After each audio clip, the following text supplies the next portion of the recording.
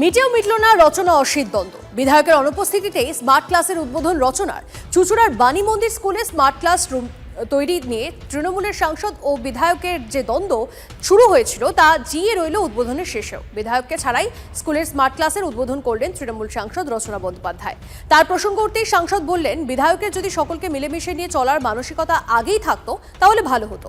আর ডাক না পেয়ে অভিমানী অসিত জানালেন তাকে ডাকাই হয়নি, তার দুর্ভাগ্য। রচনা বন্দ্যোপাধ্যায় তাঁর দলের সাংসদ। আমি সবসময় মনে করি রাজনীতির মঞ্চে উনি অনেক রেসপেক্টেবল, উনি অনেক পুরনো মানুষ একজন এবং সম্মানীয় একজন মানুষ। তার থেকে আমরা কিছু জিনিস আশা করি, মানুষও কিছু জিনিস আশা করে। সেখানে যদি ব্যাঘাত হয়, সেটা যদি মানুষ না পায়, তখন মানুষ রিভোল্ট করতে শুরু করে। তো ঠিক সেরকমভাবে আমি অ্যাজ এ সাংসদ ওনার থেকে কিছু আশা করেছিলাম, যেটা আমি পাইনি বা কিছু জায়গায় হয়তো আটকে ছিল, তাই জন্য আমিও হয়তো কিছু মন্তব্য করেছিলাম। আগামী দিনে যদি সেটা হয় আবার মন্তব্য করব। দেখুন, আমার দুর্ভাগ্য, ও আমার দলের এমপি, আমাকেও মমতা ব্যানার্জি টিকিট দিয়েছে, ওকেও মমতা ব্যানার্জি টিকিট দিয়েছে।